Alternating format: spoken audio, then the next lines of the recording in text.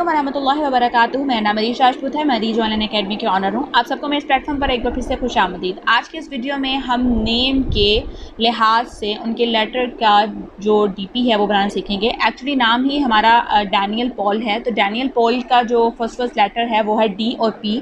तो इसी लेटर के लिहाज से हम लोग अपना जो आज का डिज़ाइनिंग है वो करेंगे। तो चलिए आज की वीडियो स्टार्ट करते हैं। सबसे पहले आपके पास जो सा भी पिक्सेल ऐप है, आपने इसके बाय डिफ़ॉल्ट वर्जन में आना है। बाय डिफ़ॉल्ट वर्जन में आ जाने के बाद जो बाय डिफ़ॉल्ट टेक्स्ट है आपने उसको डिलीट कर देना है। डिलीट कर देने के बाद यहाँ पर सेकंड लास्ट ऑप्शन आता है, आपने वहाँ आना है, कलर में आना है और आपने बैकग्राउंड का कोई भी कलर रख लीजिए, जैसे मैंने यहाँ पर वाइट कलर रखा है। उसके बाद आपने यहाँ से पॉलीगोनिकल टाइप की जो शेप है आपने वहाँ पर एक बार टैप करना है। टैप कर देने के बाद ये शेप्स है, आपने शेप में आना है। शेप के सामने एक एरो बना है, आपने वहाँ पर एक बार टैप करना है। यहाँ पर सबसे लास्ट में एक शेप आपको नज़र आ रही है, आपने इस शेप में आ जाना है। शेप में आ जाने के बाद आपने इस शेप का जो कलर है वो थोड़ा सा मैंने यहाँ पर एक ब्लैकिश का ही है टोन। मैं आपको कोड दिखा देती हूँ, आप ये कोड भी एंटर करके इस वाले कलर को जो है वो ले सकते हैं। ठीक है, मैंने यहाँ पर ब्लैकिश का ही एक टोन यूज़ किया है और यहीं पर मैंने उसी लिहाज से काम कर रही हूँ। अब यहाँ पर मैंने ये चीज़ एक ले ली और उसके बाद मैंने यहाँ पर थोड़ा सा जो स्ट्रोक है वो भी इनेबल कर लिया। इनेबल कर लेने के बाद मैं इसका स्ट्रोक का जो थोड़ा सा कलर है वो वाइट कर दूँगी और वाइट कर देने के बाद यहाँ पे मैं इसको डन कर दूँगी। डन कर देने के बाद अब यहाँ पर मैं इसको थोड़ा सा डी की तरह जो है वो रखूँगी। लेकिन अगर आपको डी में काम करने में थोड़ा सा मुश्किल लग रहा हो तो आप यहाँ पर ऐसा भी कर सकते हैं कि आप लेटर में आइए और यहाँ पर सबसे पहले आप उसमें डी और जो पी है लेटर आप वो दोनों लिख लीजिए। लिख लेने के बाद आप इसको स्मॉल साइज़ में कर दीजिए और इसका जो साइज़ है यहाँ से आप इनको बढ़ा दीजिए और इसको मिडल ऑफ द स्क्रीन जितना भी आप टच करना चाहते हैं आप यहाँ पर कर लीजिए, ताकि आपको एक लेटर के हवाले से जो है वो कन्फ्यूजन ना हो। और यहाँ से लेयर में जाके इसको आप नीचे की तरफ कर दें और लॉक लेयर को लॉक कर दें। अब यहाँ पर आपके पास डी का एक लेटर आ जाता है। अब आप इस डी के लेटर को जिस तरह भी एडजस्ट करना चाहते हैं, जैसे कि ये एक शेप है, मुझे यहाँ पर कुछ इस तरह से अगर मुझे एडजस्ट करना है तो मैं यहाँ पर मुकम्मल तौर पे ऐसे इसको एडजस्ट कर लूँगी। ठीक है, आप लोगों को इसमें एडजस्टमेंट में कह लें कि प्रॉब्लम नहीं होगी अगर आप इस मेथड को इस्तेमाल करेंगे। उसके बाद अगर आप इसी को ही कॉपी करें, कॉपी कर लेने के बाद यहाँ पर इसके कलर में आइए, कलर चेंज कर लीजिए और इसके कलर में इसका जो साइज़ है आप उसको छोटा कर लीजिए। छोटा कर लेने के बाद आप इसको middle of the screen adjust कर लें। कलर वाइट रखना है वाइट रख लें, ब्लू रखना है ब्लू रख लीजिए, जौन सा भी आपको कलर रखना है आप वो रख लीजिए।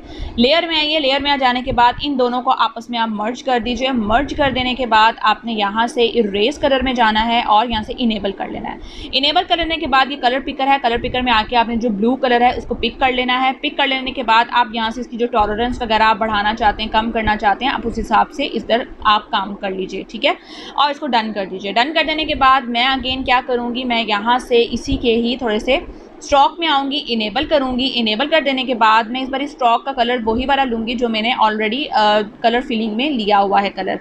और उसके बाद यहाँ से मैं थोड़ा सा इसका इनर शेडो भी जो है वो इनेबल करूँगी और इनेबल कर देने के बाद ब्लडनेस को थोड़ा सा मैं यहाँ पर इंक्रीज़ कर दूँगी कुछ इस तरह से। अब यहाँ पर मेरे पास कुछ ये आ गया। इसके बाद अगर मैं इसके कॉपी करूँ, कॉपी कर लेने के बाद मैं यहाँ पर पी वाली साइड पर आऊँ तो यहाँ पर आप पी का रोटेशन जो है वो थोड़ी सी सेट कर सकते हैं। जैसे कि मैं यहाँ पर रोटेशन इसकी कुछ इस तरह कर देती हूँ। ठीक है, यहाँ पर ये रोटेशन इस तरह से यहाँ पर एडजस्ट हो जाएगी। ठीक, यहाँ पर एक चीज़ ये आ गई और ये आ गया। उसके बाद आपने नेक्स्ट क्या करना है, आपने नेक्स्ट यहाँ पर लेयर में आना है और इन दोनों को आपने लॉक कर देना है। लॉक कर देने के बाद अब आपने क्या करना है, जो नीचे वाला टेक्स्ट था वो हमारा, आप इसको बेशक डिलीट करना चाहें तो डिलीट कर दीजिए। क्योंकि हम लोगों ने यहाँ पे सिर्फ अपने यहाँ पर जो मेन हम लोगों ने देना है वो यहाँ पर हमारे अल्फ़ाबेट लेटर के लिहाज से हमने वो चीज़ शो करवानी, तो वो हमारी होगी रेक्टेंगल के लिहाज से। शेप में आ जाना है, शेप में आ जाने के बाद आपने रेक्टेंगल लेना है। रेक्टेंगल लेने के बाद इसका जो कलर है आपने सेम वही जो ग्रे आपने पहले यूज़ किया था आपने वही करना है। आपने यहाँ से जितना आपको ग्रे चाहिए, आपको लगता है कि इसकी लेंथ इतनी होनी चाहिए, आप उस हिसाब से इस ग्रे को यहाँ पर एडजस्ट कर सकते हैं।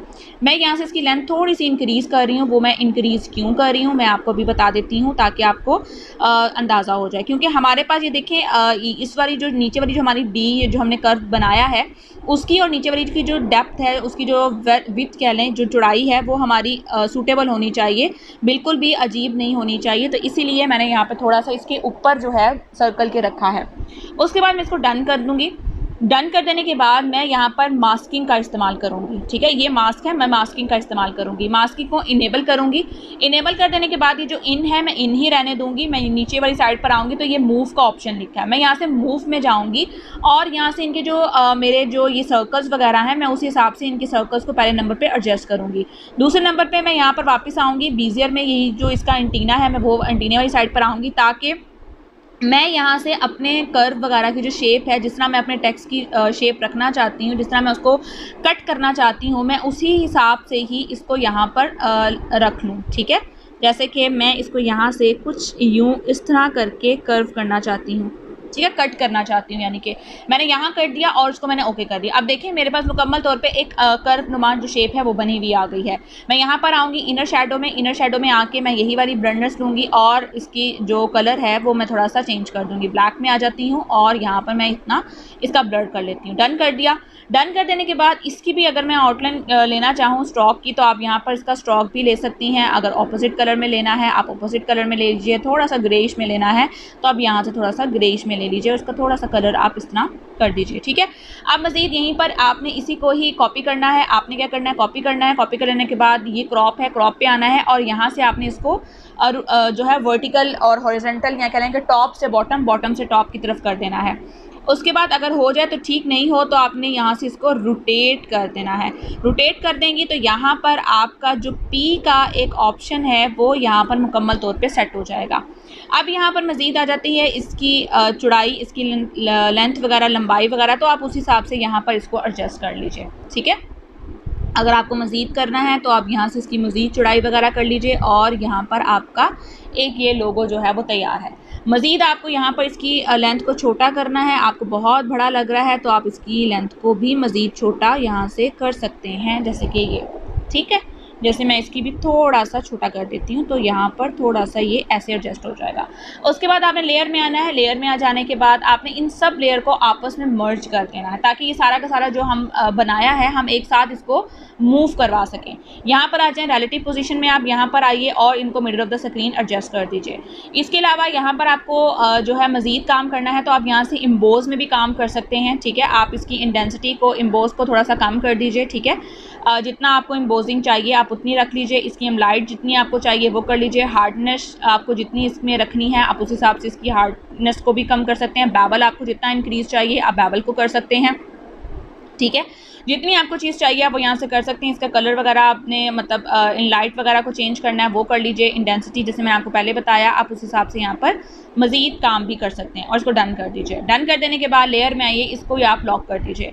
मज़ीद टेक्स्ट में आइए, न्यू टेक्स्ट लिखिए जो भी आपका डी से रिप्रेजेंट होता है, ठीक है। मैंने यहाँ पर डैनियल के बारे में लिखा था, बनाया था, तो यहाँ पर मैंने डैनियल लिखा और इसके बाद इसका जो कलर है वो भी मैंने यहाँ पर वही दे दिया जो मेरे पास मैंने ग्रेइश कलर में बनाया है, ब्लैकिश में।